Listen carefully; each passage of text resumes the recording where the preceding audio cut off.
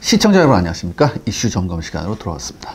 오늘은 중동 이야기로 시작하네요. 네, 요즘 중동 전세가 심상치 않죠. 이스라엘이 하마스에 이어 헤즈볼라, 이란을 두드려 패고 있습니다. 사실 이 지역은 끊임없이 분쟁이 나던 곳이죠. 특히 페르시아만은 그야말로 중동의 화약고입니다. 중동 지역과 유럽을 잇는 페르시아만과 홍해가 후티 반군의 공격으로 인해 차단되자 미국과 영국을 비롯한 국가들은 사우디아라비아에게 예멘에 있는 후티 반군을 공동으로 공격하자고 제안하기도 했죠. 사우디아라비아는 협력하겠다는 반응을 보이고 있지만 실제 군사 행동은 자제하고 있는데요. 그 이유는 후티 반군에게 이미 호되게 당해 철수한 경험이 있었기 때문이죠. 많은 서방의 전문가들이 일개 후티 반군에게 당한 사우디와 UAE군의 무능력에 대해 질타하고 있지만 일부에서는 나름 그럴 만한 이유가 있다고 말하기도 합니다. 그런데요, 이보다 더 중요한 점은 사우디와 UAE가 고전을 면치 못했던 예멘 내전 덕분에 양국이 우리 K239 천무를 도입한 데 이어서 천궁 블록2를 합쳐 20개 포대나 도입했다는 거죠. 그리고 지난 9월 12일 언론 보도를 통해 이라크가 천궁 블록2 지대공 미사일 8개 포대를 역시 도입하기로 했다는 그런 소식이 들렸습니다. 우리나라 공군이 발주한 천궁 블록2 포대 숫자가 겨우 7개에 불과하다는 점을 고려하면 정말 큰 숫자죠. 따라서 오늘 샤르 군사연구소에서는요, 예멘 내전을 중심으로 사우디군의 무능 원인을 분석함과 동시에 한국형 무기의 중동 추가 수출 가능성에 대해 점검해 보고자 합니다.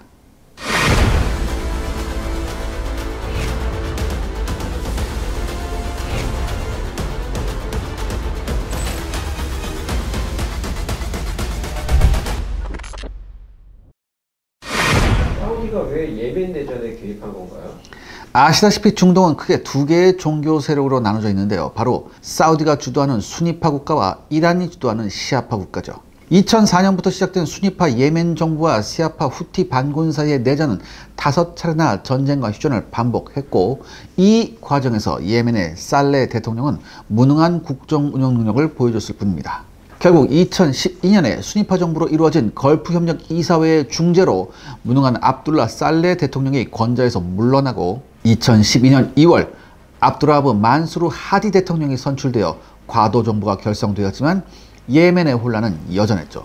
그리고 그 사이에 불만을 품은 압둘라 살레 대통령, 전 대통령이죠. 이 전 대통령이 후티 반군에 합류를 합니다. 그래서 정부군을 공격하기 시작했죠. 이렇게 전직 정부군이 반군에 합류하는 과정에서 대량의 러시아제 및 북한제 탄도미사일이 후티 반군으로 넘어가게 됩니다. 이것이 향후 치명적인 결과를 불러오게 되죠. 이윽고 2015년 1월 이란의 지원을 받은 후티 반군이 수도 사나를 장악하는 데 성공합니다. 또한 시아파의 적대적인 수니파 테러 세력인 알카에다와 IS가 예멘 내전에 개입하는 등 예멘은 큰 혼란에 빠졌죠. 사우디는 수니파를 대표하는 맹주 국가인 만큼 국경을 맞대고 있는 예멘에 시아파 정부가 들어서는 것도 알카에다 등의 테러 조직의 소굴로 사용되는 것도 원치 않았습니다. 가뜩이나 오사마 빈 라덴 여러분 어디 출신입니까? 얘가 사우디 출신이잖아요. 그래서 의심을 엄청 받았었거든요. 이런 마당에 이렇게 되면 안 된다. 그래서 사우디는 수니파 국가들에게 지원을 요청합니다. 그리고 곧바로 UAE, 이집트, 바레인, 모로코 등등 12개국이 연합한 수니파 연합군이 만들어지고 2015년 3월 26일부터 100대 이상의 전폭기가 동원된 전격적인 공습이 시작됐습니다. 무력 개입의 목표는 수니파 정부인 압드라보 만수르 하디를 지원하는 데 있었지만 하디 정부군은 공습 정도의 지원으로는 후티 반군을 몰아내지 못했습니다. 그래서 사우디와 UAE 등은요, 별수 없이 2015년 7월부터 본격적으로 지상군을 투입하기 시작합니다. 당시 사우디군은 M1A2 에이브람스 전차, M2A2 브래들리 보병 전투차, 그리고 M113 장갑차, 험비 등을 동원했죠. UAE도 최신 르클레어 전차와 러시아제 BMP-3 보병 전투차를 동원하면 물론 양국 모두 AH-64 아파치를 대량으로 동원했습니다. 여기에 양국 공군이 F-15, 미라지 2000, F-16 등의 최신 전폭기로 강력한 항공 지원까지 제공했죠. 사우디와 UAE가 얼마나 많은 지상군을 파견했는지는 공식적으로 발표된 것은 없지만 사우디군이 대략 7천에서 10,000명, UAE군이 1,500명의 지상군을 투입한 것으로 추정됩니다. 참고로 사우디군의 병력 규모는 상비군이 24만, UAE는 65,000입니다. 아무튼 사우디와 UAE군은 보급을 위해 아덴항을 먼저 장악한 이후 내륙으로 진격해 공군기지인 알 아나드 공군기지를 어렵게 장악하는 데도 성공했죠. 사우디와 UAE의 전투 방법은 전형적인 미국 방식이었습니다.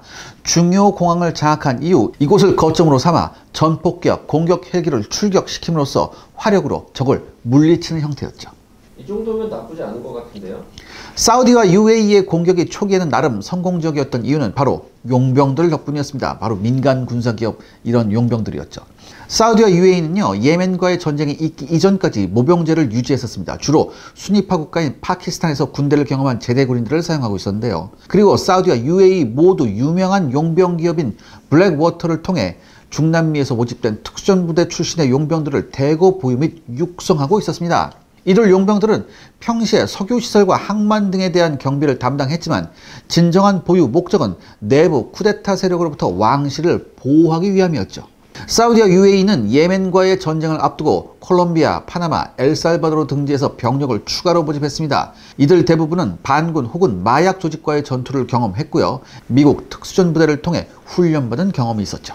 미국은 1990년대부터 중남미 마약 조직을 소탕하고자 적극적으로 중남미 국가들의 특수전부대를 육성했습니다. 이 과정에서 영어가 가능하면 물론 우수한 실력을 갖춘 병력이 탄생합니다.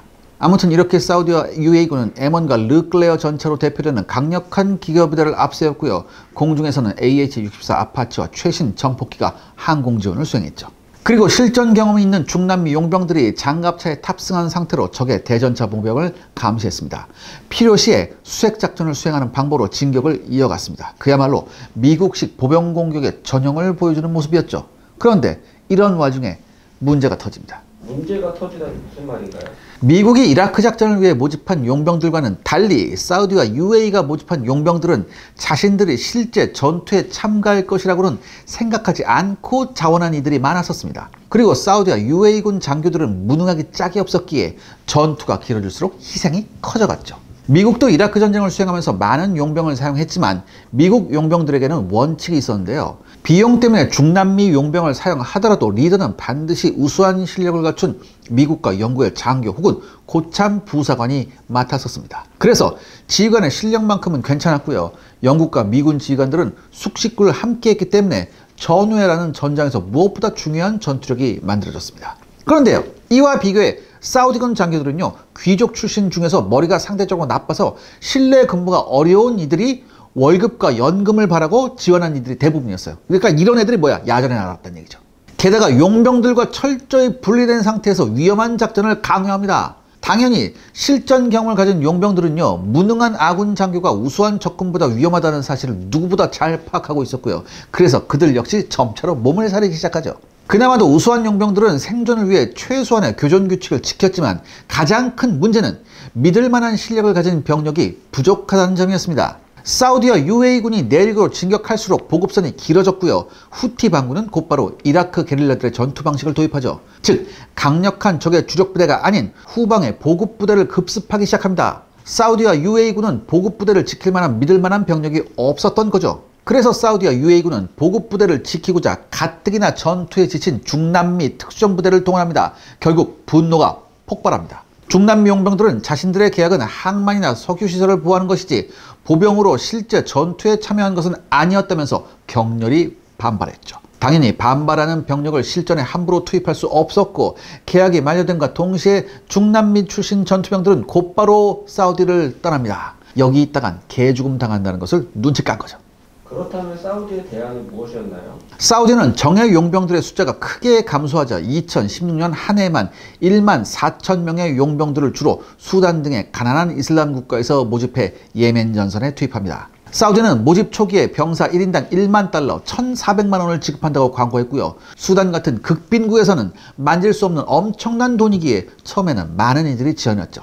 그래서 2016년 전도까지는 그나마도 성인에다 가능하면 군 경력이 있는 이들을 모집할 수 있었지만 예멘 전선에 가면 죽는다는 소문이 퍼지면서 점차로 병력의 질이 저하되기 시작합니다. 뉴욕타임스는 2018년 12월 28일자 보도를 통해 무함마드 빈 살만 사우디 왕세자가 이끄는 아랍연합군이 4년 동안 14에서 17세의 수단 미성년자들을 예멘 내전의 지상군으로 고용해왔다고 보도하면서요, 국제사회에 큰 충격을 줬습니다. 이 보도에 따르면 2015년 이후 약 4년 동안 이처럼 돈을 받고 예멘으로 간 수단 출신 미성년자가 수만 명에 이른다고 합니다. 이들은 2주에서 4주간 총을 조립하고 청소하는 기본 훈련만 받고 전투에 투입되는 실정이었습니다. 그리고 용병이 된 대가로 매달 $500, 70만 원을 받았고요. 전투가 끝날 때마다 $200 정도의 전투 수당을 지급받았는데 이것은 수단에서는 그야말로 엄청난 돈이었습니다. 문제는 이들 어중이 떠중이 용병들이 제대로 전투를 수행할 리가 없었죠. 그렇기 때문에 사우디와 UAE군 장교들은 용병들한테 소총, 무전기, 그 다음에 GPS를 지급한 이후에 그냥 전장에 마구 투입해버립니다. 그러니까 이 수단 출신 이 어린 용병들의 존재 목적은요, 오직 후티 반군들을 노출시키는 것이었습니다. 후티 반군이 공격을 개시하면 적당히 총질을 해서 적을 잡아두면서 통신기로 위치를 알리라는 명령을 받았어요. 그러면 사우디와 UAE가 전폭기 혹은 AH-64 아파치 헬리콥터를 동원해 공격을 합니다. 그리고 전쟁 후반기에는 중국제 무인 공격기까지 사용해서 후티 반군을 폭격했죠. 그리고 사실 이 과정에서 피하 식별을 안 하고 폭격했어요. 익명을 요구하는 한 병사는 이렇게 말합니다. 그들, 즉 아랍연합군은 우리를 쉽게 쓰고 버리는 장작처럼 대했다. 우리와 함께 싸운 적이 없다. 이렇게 증언하기도 했습니다. 시청자 여러분들의 구독과 좋아요는 영상 제작에 정말 큰 도움이 됩니다. 여러분들 부탁드리겠습니다. 구독과 좋아요. 굉장히 큰 착각을 해요. 백업을 하나만 선택한다면 한국을 선택할 이유가 없네요.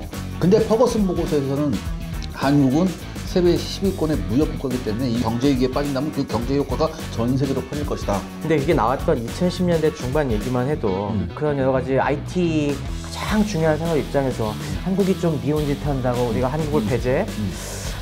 계산기 두들겨 봤을 때 우리도 손해가 많은데? 밉지만 그냥 한번 하고 난 다음에 그냥 안고 가자. 그럴 수 있었을 텐데 과연 지금도 그러냐? 아, 지금은 아니에요? 나 이러면 안 되는데.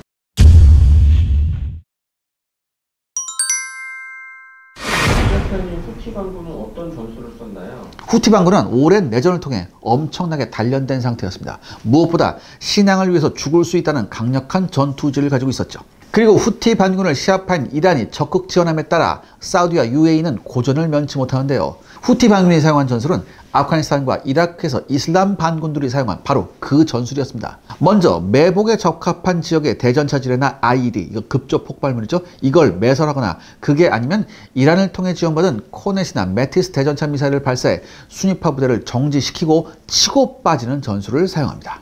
미국을 비롯한 서방의 군대들은 항시 이 콘보이 같은 이동 차량에 있는 중기관총 총좌에 한 명을 반드시 노출시킨 상태에서 사주 감시를 시키면서 위험한 지역을 통과할 때면 모든 병력이 노출된 상태로 사주 감시를 수행합니다. 그리고 적이 기습을 가하면 서방의 군대들은 방탄화된 차량에 의지하거나 그게 아니면 밖으로 뛰어나와서 주요 은폐 지점을 확보한 이후에 강력한 반격을 가합니다. 아프가니스탄에 배치된 서방 군대의 경우 전차가 있다면 절대로 게릴라 따위에 당하지 않았죠. 다만 관통력이 1200mm가 넘는 코넷 등이 투입된 이라크 전장에서는요, M1 전차나 챌린저 2 전차가 관통된 사례가 있었지만 그렇다고 전투병력 전체가 전멸당하거나 도망가는 경우는 없었습니다. 그리고 서방의 군대는 적극적인 반격을 통해 게릴라들의 이동을 막았고요. 이렇게 되면 15분에서 20분 안에 전폭기 혹은 AH-64 아파치 공격 헬기, 그게 아니라면 최소한 GPS 유도형 로켓탄이나 155mm 포탄이 날아와 게릴라들을 타격했죠. 사우디와 UAE군의 작전 계획도 서방의 군대와 동일한 것이었지만 치명적인 한계점이 있었습니다. 돈으로 모집한 훈련이 부족한 용병들은요, 총탄이 날아오면 적군을 향해 고개조차 들지 못했고요. 위험하다고 생각하면 모든 장비를 버리고 도망쳐버렸습니다. 심지어 방어력이 우수한 전차에 탑승한 전차병들도 적군이 접근하면 전차를 버리고 달아났습니다. 그래서 후티 반군은요, 완전 가동 상태의 르클레어 전차나 M1 전차를 노획하기도 했죠. 이렇게 고개도 들지 못하는 적군을 상대로 후티 반군은 마치 사격 연습을 하듯 RPG-7 등의 대전차 로켓을 사용해 사우디군 작전 차량을 하나하나 파괴했습니다. 제가 아까도 언급했지만 후티 반군에게는요, 이란이 공급한 다양한 대전차 미사일이 있었고요. 그 중에 관통력이 1000mm를 넘어서는 무기는 충분히 사우디군의 M1A2 전차나 M2 브래들리 장갑차의 측면을 관통할 수 있었습니다. 심지어 사우디군의 자랑 아파치 헬기도 후티 반군의 단순 대공포 공격과 정비 불량으로 추락하는 사태가 발생합니다. 특히 후티 반군이 현명했던 것은요, 용병들이 항복하면 아주 신사적으로 대해줬고요. 그들의 귀중품을 빼앗지도 않았다는 겁니다. 그리고 용병들이 부대로 복귀하는 것도 허락함에 따라 후티 반군이 아주 관대하다는 소문이 널리 퍼졌죠. 당연히 후티 반군을 전쟁터에서 만난 용병들은 상황을 봐서 열심히 도망치는 일을 반복했습니다. 그리고 항복도 굉장히 쉽게 했죠. 그런데 후티 반군의 전술은 이런 히트앤런만 있는 게 아니었습니다. 여러분 안녕하세요. 오늘은 제가 삼보와 개발하신 안훈식 박사님을 제가 찾아왔습니다. 박사님 안녕하십니까? 네, 반갑습니다. 안녕하십니까. 예. 뭐 삼보와 얘기하기 전에요. 박사님 장인 어르신도 좀 사연이 있다고 좀 제가 들었습니다. 어떤 사연이 있나요? 제 장인어른은 이제 독립운동가셨어요. 아, 독립운동하셨어요?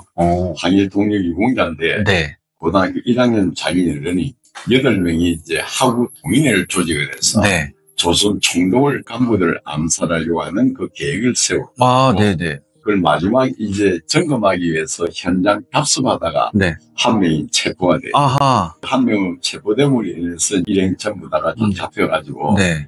헌병대에서 이로 말할 수 없는 그 고문을 예. 그 고문받았던 그 부유증으로 인해서 평생을 불구로 불편하게 저런. 살아가다 보니까 아버님 가르침이나 자기는 살아오신 삶이나 이게 맥락이 같아요. 네. 그래서 50세 전후에 거의 암으로 인해서 고생들을 많이 하시고 네. 갱년기 장애나 네. 고생들을 많이 하시니까 국민 건강을 지켜주는 것도 이것도 큰 차원에서 애국이라고 네. 국민 건강 정진을 위해서 공통적으로 가지고 있는 남성 호르몬, 여성 호르몬에 의한 면역력 저하에 따른 각종 질병을 없애는 방법을 이렇게 저희가 삼보라는 제품으로 출시하게 됐습니다. 아, 감사합니다. 대한민국에는 삼보아보다 더 많이 함유되어 있는 제품은 없는 걸 알고 있습니다. 왜 많이 투입을 못하냐? 가격 때문에 그래요. 그렇죠. 비싸서 못하는 거죠. 진세로사이드 RG3나 RA2의 순도 98% 이상짜리는 1g 코알만큼 네네. 구매하려고 했을 때 네. 약 10만에서 15만 달러를 달라고 견적이 왔다. 아, 10에서 15만 원이 아니라 15달러군요. 달러. 한국 돈으로는 약 1억 5천, 2억. 2억 정도 되는 거죠. 예. 워낙 비싸니까 그래요. 이제 그거를 우리 생명과학 기술로 첫 번째 산삼을 이제 배양을 하고 네. 이제 원가를 낮췄죠.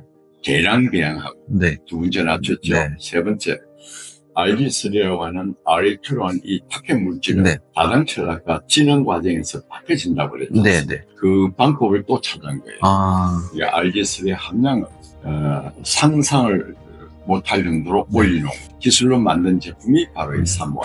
아. 지금까지 대한민국 모든 국민들 어떤 분이라도 여러 종류의 건강식품을 드셨을 거고 지금까지 드셔보였던 어떤 제품보다 네. 이 제품 구매하셔서 한 포를 네. 입속에 딱 넣는 순간 네. 지금까지 말씀드렸던 내용이 어떤 게 다르다는 것을 온몸으로 체감할 수 있습니다. 네. 드셔보셔야 느낄 수 있는 제품. 그 다음에 네. 지금 한국 위해몽산 사회 소외계층 약자들을 위해서 네. 이 삼보아 판매 금액의 일부를 또 기부도 하고 있으니까 네. 건강도 회복하시고 네. 또 사회 어려운 사람들 좋은 일도 네. 함께 이렇게 참가하는 길이 되니까 네. 국민 여러분들의 사랑이 함께 좀 고맙겠습니다. 아, 네, 알겠습니다. 여러분들, 오늘 이렇게 박사님 모시고 정말 전 귀한 시간이었거든요. 이렇게 감사합니다. 여러 가지 스토리도 들을 수 있었고, 그 다음에 박사님 말씀 들으니까 저는 이 제품에 대한 신뢰도가 더 갑니다. 그래서 저는 앞으로 이거 계속 먹으려고요. 진짜요. 네, 여러분들 많은 애용 부탁드리겠습니다. 제가 보장하겠습니다.